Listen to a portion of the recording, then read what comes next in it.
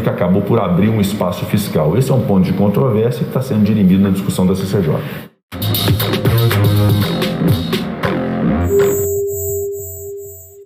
Hoje é dia de estreia aqui na edição das 6, ou de reestreia, né? Um quadro especial com cara nova, o raio-x da política.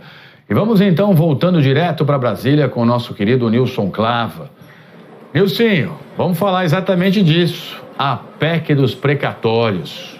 Mais uma vez, bem-vindo e boa noite. Boa noite, Tralli, mais uma vez a você, meu amigo, a todos que estão nos acompanhando ao vivo aqui na edição das 18. É um prazer estar de volta, não mais com o raio-x da CPI, mas agora com o raio-x da política. E hoje, o nosso foco, sem dúvida alguma, vai ser o tema aqui que está sendo discutido no Congresso Nacional, não só aqui como no Palácio do Planalto, que é a PEC dos precatórios. Hoje houve a apresentação, como nós mostramos na edição das 18, lá atrás, depois do túnel do tempo, do texto na Comissão de Constituição e Justiça, e o líder do governo no Senado, Fernando Bezerra, teve que fazer algumas adaptações, como nós trouxemos aqui, e vamos mostrar aqui ao nosso lado alguns desses pontos. Então, por exemplo, teve que adaptar o texto colocando uma programação para o pagamento do Fundef, do precatório relacionado ao Fundef. Teve também que colocar o auxílio com valor médio de R$400 como um programa permanente, vincular a brecha no orçamento criado pela PEC dos precatórios para conseguir com essa brecha tratar de questões relacionadas a assuntos sociais, fazer essa vinculação. Enfim, são vários os pontos colocados pelo relator nessa mudança no seu texto apresentado na CCJ, só que com esse pedido de vista, a votação só na semana que vem. E como no raio-x a gente sempre traz os personagens relacionados aos principais temas do Senado Federal e do Congresso, nós estamos aqui com dois senadores que protagonizaram, esse debate a respeito dos precatórios. O senador Fernando Bezerra, líder do governo no Senado. Senador, obrigado por estar ao vivo aqui com a gente. Também o senador Oriovisto Guimarães. Os dois conversaram muito, a respeito dessa proposta que hoje foi apresentada. Começo com o senhor, senador Bezerra. O senhor acredita que com as alterações há maioria? E vou além, eu tenho ouvido muito falar assim, qual que é a fonte de financiamento? É a pergunta que não quer calar. Qual que vai ser a fonte de financiamento? Tem, não tem? Porque até então no texto não há, essa previsão. Boa noite. Boa noite. Na realidade, hoje fizemos a apresentação do nosso relatório, depois de intensas negociações com diversos bancados, com diversos senadores. Estamos continuando essas negociações. A nossa expectativa é aprovar na CCJ na próxima terça-feira, dia 30, pela manhã. A expectativa do governo é de formar a maioria na CCJ para que a matéria possa ser apreciada no plenário na tarde do dia 30. É evidente que ainda existem pontos divergentes que nós não conseguimos ainda superar, mas tem muitos esclarecimentos a ser feito. Um deles é em relação à questão da fonte para financiar o programa que se transforma em um programa permanente.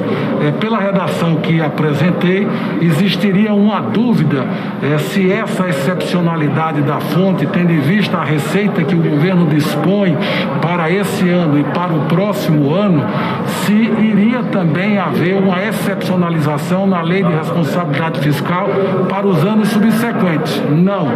Está previsto na proposta apresentada de que haverá votação de uma lei para indicar uma fonte a partir de 2023. Só para a gente deixar claro, então, há uma excepcionalidade na lei de responsabilidade fiscal para o ano que vem, porque aí consegue utilizar o valor aberto com a PEC dos precatórios, com a postergação do pagamento e com os recursos da superarrecadação que o governo federal vem obtendo esse ano. Mas, portanto, receita existe para poder fazer face a esse programa em 2022.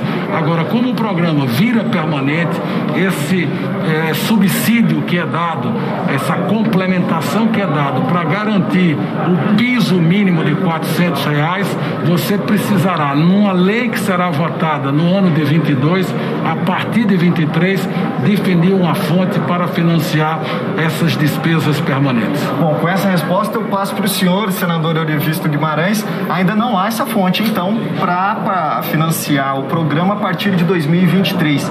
Como é que o senhor analisa isso? A vinculação a gastos sociais, tornar o programa permanente, isso é suficiente para ter o apoio, por exemplo, do Podemos ou dos senadores na Comissão de Constituição e Justiça e no plenário, ou não é suficiente? Boa noite e obrigado. Boa noite, Nilson. Obrigado a vocês. Olha, o Podemos não está satisfeito ainda. O senador Bezerra sabe, nós já fizemos 3 reuniões longas, temos as nossas divergências.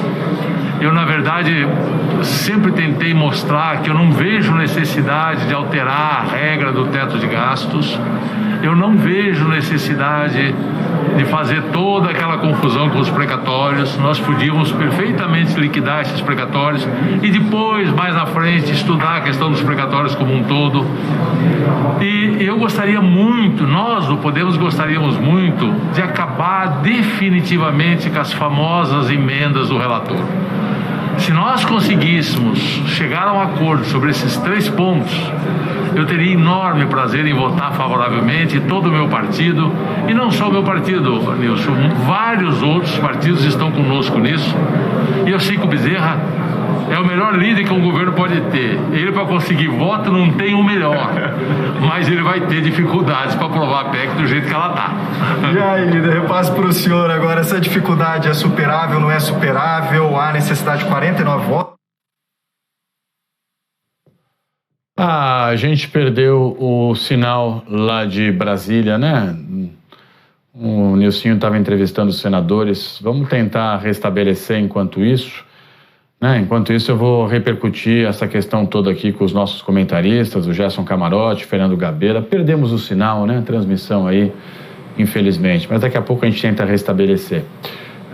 Camarote, por favor, a gente estava ouvindo aí os senadores falarem, e especialmente em relação a essa discordância sobre a fonte de pagamento do Auxílio Brasil e sobre algo que tem incomodado muito a sociedade como um todo, que se chama orçamento secreto. E aí, Camarote? O Tralli, por coincidência, estava conversando mais cedo lá no Senado com o senador Iovisto e com o senador Fernando Bezerra Coelho.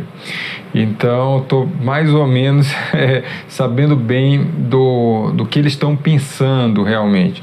O senador Iovisto, ele de fato, ele coloca como algo fundamental a exclusão total da emenda de relator e das emendas de comissão. É isso que ele avalia como algo necessário para mudar esse ambiente, inclusive em relação à aprovação da PEC dos precatórios. Muito bem, vou de novo aqui, Gabeira, peço licença a você, que a gente já restabeleceu o sinal, a transmissão com o Nilson Clava. Nilson, orçamento secreto, emenda de relator, como é que fica isso na PEC dos precatórios? Devolvo para você aí.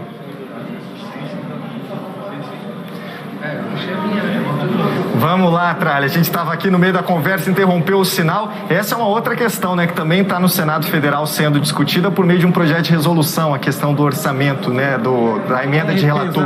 A RP 09. Não tem alguma coisa tratando na PEC dos precatórios sobre isso? Ou é só no projeto de resolução, né, líder? Na realidade, o Podemos apresenta uma proposta dentro da PEC alternativa para poder eliminar, extinguir a RP 09. Mas esse assunto está sendo tratado através do presidente Rodrigo Pacheco, o presidente Arthur Lira, numa petição ao Supremo Tribunal Federal, a ministra Rosa Weber, demonstrando o cumprimento da sentença judicial naquilo que o Congresso poderá cumprir da decisão e também apresentando uma proposta de como dar a transparência e a publicidade necessária para a execução das emendas de RP 09. Na realidade, na nossa proposta e na proposta que veio da Câmara, esse tema não é abordado, embora a gente compreenda a manifestação dos companheiros do Podemos.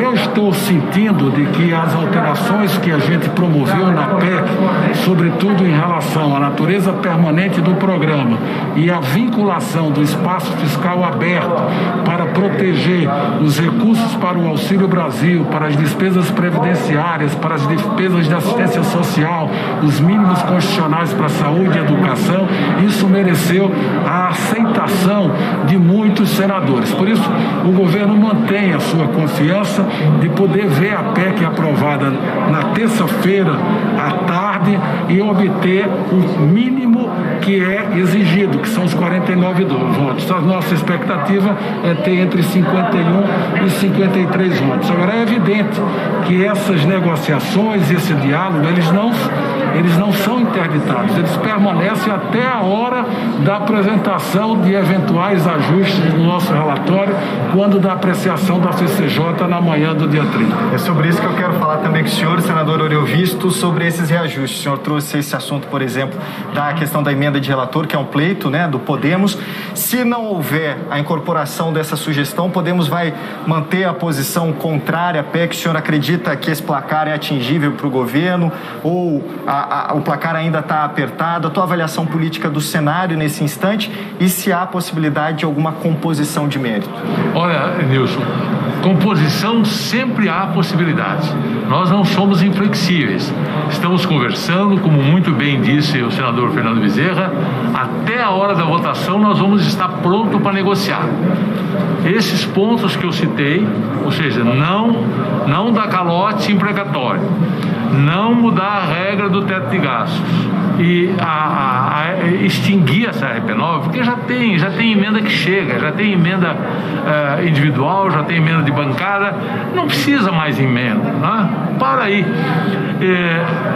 Claro que isso seria o nosso ideal, nós estamos lutando por esses 3 pontos. Se não conseguimos, o senador Bezerra já cedeu, no começo não queriam nem que voltasse para a Câmara, agora já vai voltar para a Câmara de qualquer forma.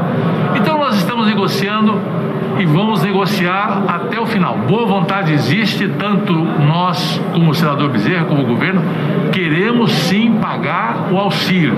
Só que nós achamos que a maneira como estão fazendo é desnecessariamente ruim. Nós queremos que, aliás, se me permite, eu quero mandar um recado, eu acho que o Bezerra concorda comigo, mandar um recado ao mercado financeiro, que não se estresse.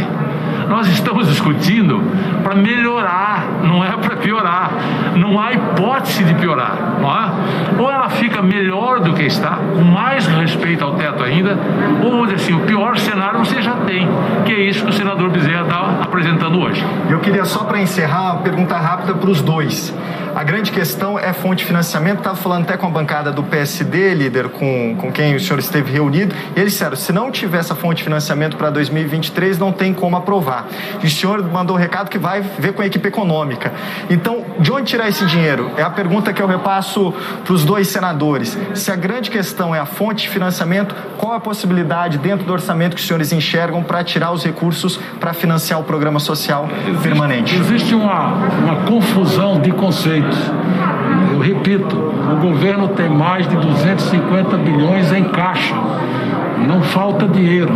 Nós estamos discutindo espaço fiscal, espaço orçamentário que nós estamos discutindo. Na realidade, isso está resolvido para o próximo ano. O que se quer aprofundar é como o programa vai ser permanente. Esse piso de R$400 não será mais transitório, será permanente. É identificar uma fonte que possa dar perenidade ao programa a partir de 23. Qual pode ser essa fonte? Nesta proposta que eu fiz, temos o prazo de 12 meses para indicar essa fonte, através de um projeto de lei que vai ser votado pelo Congresso Nacional. O ruído que deu na leitura do meu relatório é porque nós botamos no caput desse dispositivo o ano de 22 e no parágrafo seguinte a gente não repetiu o ano de 22 e ficou a impressão de que nós iríamos se utilizar desse mesmo argumento para poder manter o programa permanente para os anos subsequentes. Não é isso. O governo tem compromisso com a responsabilidade fiscal. Esse governo fez a reforma da Previdência, esse governo não deu reajuste aos servidores durante 3 anos, esse governo gerou um déficit público de 10% em função da pandemia para salvar os brasileiros, e esse ano o déficit público é 0. Portanto, o governo tem performado com políticas públicas que garantem o compromisso fiscal, a responsabilidade, para que a gente possa criar os mecanismos e as condições de promover promover o crescimento e a geração de emprego no nosso país. Senador Eovisto, a sua sugestão de onde pode sair esses recursos, porque vai ser um debate no Congresso pelo relatório do senador Fernando Bezerra. Para 2023, daqui para frente, onde podem sair esses recursos para financiar o programa? Primeiro eu quero concordar com o senador Fernando Bezerra que o problema não é a existência do dinheiro. O dinheiro existe, isso não há dúvida. O problema é o teto, o problema é a limitação fiscal. Na minha primeira proposta, que era 41, a sugestão era, se cortar emendas do relator, já daria quase 15 bilhões. Já tem 34,7 bilhões que está no orçamento, que é o dinheiro do Bolsa Família. Se você ainda tirar os precatórios relativos à Fundeb, dá mais 16 bilhões. Se cortar um pouquinho das emendas impositivas, que a gente propunha cortar pela metade, mais um pouquinho lá no gasto discricionário que o governo tem, era coisa de 8%, isso seria o suficiente para dar auxílio de R$400.